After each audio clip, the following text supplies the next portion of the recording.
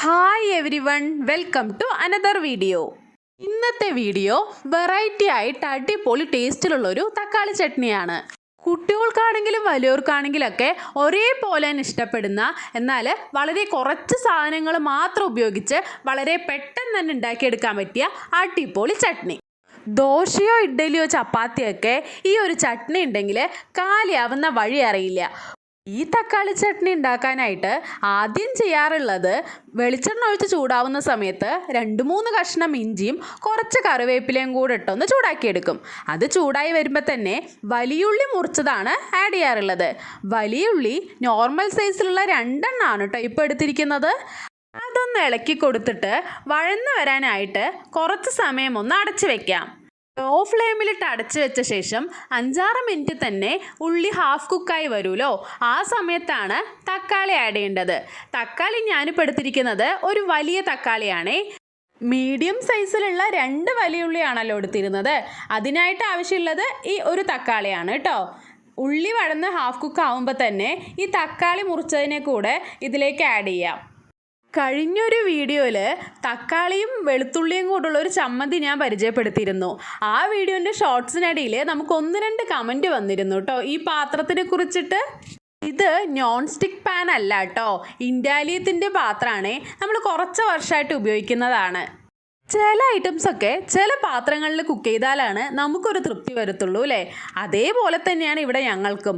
ചില ചമ്മന്തികളൊക്കെ ഈ ഒരു പാത്രത്തിനകത്ത് കുക്ക് ചെയ്താൽ മാത്രമാണ് നമുക്കൊരു സംതൃപ്തി കിട്ടുള്ളൂ. എന്തായാലും കമൻറ്റ് വന്നതുകൊണ്ട് വീഡിയോ എടുക്കുന്ന സമയത്ത് ഈ പാത്രം ഉപയോഗിക്കാതിരിക്കാൻ നമ്മളിനി മാക്സിമം ശ്രദ്ധിക്കാം കേട്ടോ. അപ്പോൾ ഇനി ചമ്മന്തിയിലേക്ക് വരാം. തക്കാളി ആഡ് ചെയ്ത ശേഷം കൂടെ തന്നെ ആവശ്യത്തിനുള്ള ഉപ്പ് കൂടെ ചേർത്തൊന്ന് ഇളക്കി എടുത്തിട്ട് കുറച്ച് സമയം അടച്ചു വെച്ചിരുന്നു. മീഡിയം ഫ്ലെയിമിലിട്ട് 5-10 മിനിറ്റ്സ് വരെ അടച്ചു വെക്കാറുണ്ട്. എങ്കിലും ഇടയ്ക്കൊക്കെ ഒന്ന് തുറന്ന് ഇളക്കി കൊടുക്കാറുണ്ട് കേട്ടോ, അല്ലെങ്കിൽ അടിപിടിച്ചു പോകാനുള്ള സാധ്യതയുണ്ടല്ലോ. തക്കാളിയും വെന്ത് നന്നായി ഉടഞ്ഞ് പച്ചമണെല്ലാം പോയി വരുന്ന സമയത്ത് പിന്നെ ആഡ് ചെയ്യുന്നത് കാശ്മീർ ചില്ലി പൗഡറാണേ. സാധാ മുളക് പൊടിയാണെങ്കിലും ആഡ് ചെയ്യാം. കാശ്മീർ ചില്ലി പൗഡർ ആയതുകൊണ്ട് തന്നെ ഞാൻ കുറച്ച് കൂടുതൽ ക്വാണ്ടിറ്റിയിൽ ആഡ് ചെയ്യാറുണ്ട്. മുളക് പൊടി ഓരോരുത്തരുടെയും എരിവിന് ആവശ്യമായിട്ടുള്ള അത്രയും ക്വാണ്ടിറ്റിയിൽ ആഡ് ചെയ്ത് കൊടുക്കാം. എന്നിട്ട് നന്നായിട്ടൊന്ന് ഇളക്കിയെടുത്ത് സെറ്റാക്കി എടുത്തിട്ട് ഈ മുളക് പൊടിയുടെ എല്ലാം പച്ചമണം പോയി വരാനായിട്ട് ലോ ഫ്ലെയിമിലിട്ടിട്ട് 2-3 മിനിറ്റ് അടച്ചു വെക്കാം. 2-3 മിനിറ്റ് കഴിഞ്ഞ് തുറക്കുന്ന സമയത്ത് തക്കാളി, ഉള്ളി, മുളക് പൊടിയെല്ലാം നന്നായി സെറ്റായി വരും കേട്ടോ. ഇതിനെല്ലാം കൂടെ ഒന്നുകൂടെ നന്നായി ഇളക്കിയെടുത്ത ശേഷമാണ് മെയിൻ ഐറ്റം ആഡ് ചെയ്യാനുള്ളത്. ഏകദേശം 1 പിടി അളവിൽ തന്നെ മല്ലിയില മുറിച്ചെടുത്തതാണ് കേട്ടോ പിന്നെ ആഡ് ചെയ്യാറുള്ളത്. നമ്മൾ ഇപ്പോൾ എടുത്തിരിക്കുന്ന ഉള്ളിയുടെയും തക്കാളിയുടെയും എല്ലാം ക്വാണ്ടിറ്റിക്ക് 1 പിടി അളവിൽ തന്നെ മല്ലിയില കൂടെ ആവശ്യമുണ്ട്. മല്ലിയില ആഡ് ചെയ്യുന്നത് ഗ്യാസ് ഓഫ് ചെയ്ത ശേഷമാണ്.